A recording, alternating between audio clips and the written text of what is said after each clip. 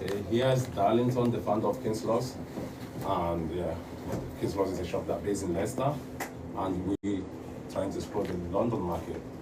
And that's why we're doing this pop-up shop from the Fashion Week of London, which there's a lot of fashion people, and we hope to see and meet fashion people during this fashion week. And here we have Sophia from Pinterest. Just introduce yourself. Yeah, hi everyone. Yeah, my name's Sophie. I work for Pinterest on their fashion and luxury brand partnerships. So really happy to be here today speaking to you and KingsLuxe. Yeah, thank you so much for coming, and thank you for accepting the invitation. Okay, from a partnership perspective, how fashion visibility changed in the last 5 years? I think the way that fashion visibility has changed is that that path to discoverability is no longer as linear as it used to be. So if we take London Fashion Week for an example, maybe 5 years ago it might be the case that a designer would showcase their collection and it would go from runway to press and then maybe onto Instagram and straight to e-commerce. Whereas now that journey is so much more fragmented. From the moment that a look hits the runway, that can be the runway, that can be across creative content in so many more places now other than just shops and e-commerce, from multi-salary platforms. So I think essentially it's just much more multifaceted than it used to be and much less predictable. And more digital than it used to be. Of course, Some people able to run away nowadays on closed door and they can only access it from online and stuff. Exactly, yeah. What are luxury brands prioritizing today that they weren't 5 years ago? So I would say luxury brands are prioritizing more and more connecting with their audiences in more of an emotionally resonant way. It's no longer enough just to have a product that demonstrates a brand logo. You really need to connect with the consumer, and I think that's come about because of a variety of factors, but primarily in the post-pandemic years, a lot of luxury brands really escalated their prices, but there wasn't necessarily the quality that kept track relative to those price rises, and that really eroded consumer confidence. So brands need to give consumers a reason to choose them and a reason to really believe in their brand. Sure. I think when you say connected to the consumers, so how was the bridge to connect to the consumers? Yeah, well, so I think a really good example is Burberry, right? Let's take Burberry, who in the late 1990s, early 2000s, the brand had eroded.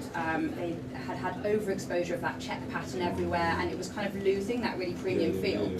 So they very cleverly leveraged social media to access particular communities and reinforce what Burberry was all about. So the fact that they sourced their materials in England, it was high quality fabrics, craftsmanship, reinforcing the brand story and giving people a way to feel, to connect with that brand. And so you started connecting with social media stuff. Do you connect to influencers? Do you connect to a specific kind of social media clientele? Or? Yeah, I think both. I think it's definitely a mix between finding those influencers, as you say, that have the appropriate community that cares. They can reach the wide community they have through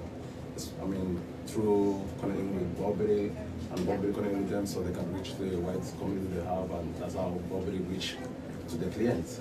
Exactly. Influencers also. Yeah, so I think it's a mix of that, and then also just contextually understanding what people care about, and right now, especially amongst younger consumers, there's a real care for sustainability, for ethical considerations behind brands. Yeah, so understanding what it is that your consumers care about, and then being able to and meet the demands. Yeah. How do a fashion and luxury brands think about audience intent versus pure reach?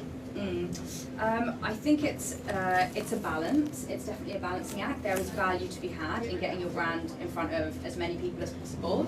And again, if we take London Fashion Week for an example, 5 years ago, if I was working on a partnership, it might have been all about getting the logo in front of as many people as possible.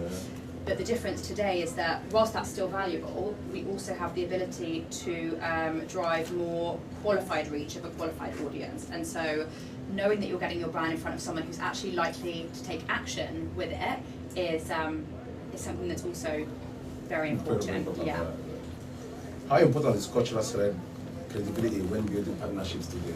Like the credibility about your brand, I mean, people to know your cultural background, about your brand and stuff. How's that like important in building the partnerships? So cultural credibility, I would say, is key. It's now the first access point for brands is to have that cultural credibility, but it can't be... Always say having a meaning or something like backing up your brand, backing up your, even just your logo brand is actually huge, important for people. I mean, for the brand to explore more and grow. That's what I think. And well, you know more better than me, and I think they want to hear from you as well. No, I mean that's very interesting, and yeah, I agree. I think the main thing though is that it's not performative, because consumers are clever, you know, they can see through it, and if you're just attaching your brand to trying to attach it to a culture or community that like you don't truly have a right to speak to. I mean, I think everyone can remember the Pepsi Kendall Jenner advert that like really backfired because the cultural credibility just wasn't there and it was tone deaf. Whereas on the other hand, you have a brand like Levi's, who we work with a lot at Pinterest, and they have like really deep-rooted, multi-generational connections to like music, for example. And before festival fashion was a trend, youth was wearing Levi's 501s to like festivals in the 1960s, to Woodstock, and so they have this really authentic cultural credibility that they can speak to, and so when they activate around festivals, they see really outsized results. And they do interviews also on these festivals, and people talking about Levi, and I've seen some videos. They interview people, what you're wearing, and all this sound from Levi, and this and that stuff. So one more question is, are brands thinking more long term now when it comes to collaborations, or short term?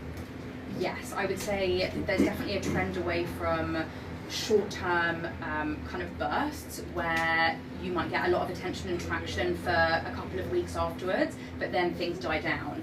And brands are recognizing that it's actually more efficient to have these more long-term plans where they're kind of speaking to the same audiences but leaning into different moments throughout the year, having more considered planning as opposed to one-off big bursts which then kind of die out and you don't see the longevity from it.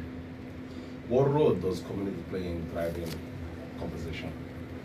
I think it's really important. Like I was saying with the Levi's example, you know, when you have trust and credibility with the community, what they can do is then act as advocates for your brand. And again, you know, talking about how consumers are very savvy, we can all tell the difference when a creator or an influencer is trying to kind of sell something to the community that doesn't truly resonate. Everyone can recognise that, you know, that it's not authentic, it's just a paid partnership. And so having that community base is really important, and maintaining trust with them. So what would you advise someone that wants to reach their audience, how to partnership and how to reach their audience? What would you advise them to do? Well, if they're looking to do kind of like creative partnerships, then I would say ensure that the person that you're partnering with, that there's so know an your actual target connection audience, there. know the person you're partnering if it has your target audience as well. Just if you're, like say, if you connect with influencer, what would you advise a brand to look to connect and the right kind of influencer they can connect to? Yeah, the right kind of influencer, and also giving them the trust to bring your brand brief to life. Something that we often see, which can be problematic, is brands directing creators too much and not realizing that actually what that creator's audience loves is to see how that creator is bringing the idea to life. Like the Pepsi and Kendall Jenner, which the audience of Kendall Jenner was not people that fans of Pepsi or stuff, so but they just used her because of her profile and she's there and all this. I get what you mean. So anyone want to ask any questions from the group, from the creative? You guys willing to ask any questions, or she answered all your questions?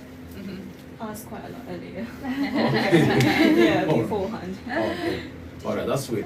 Thank you for coming. Thank you so much. And thank you for taking part of this KingsLuxe panels. And thank you for inspiring the young people about the fashion and stuff. I mean, there's him that's already running some brands and so I think Yes. he actually reach his heart, and obviously, yeah, I learned from what you said. I learned a lot. So Thank you. I would Thank know how you. to reach my Thanks for brand, your and I know picture. how to connect with influencers going further. Oh, amazing. Thank you so Thank much for you having so me. much. Okay. Thank you for coming. You're welcome. Thank you.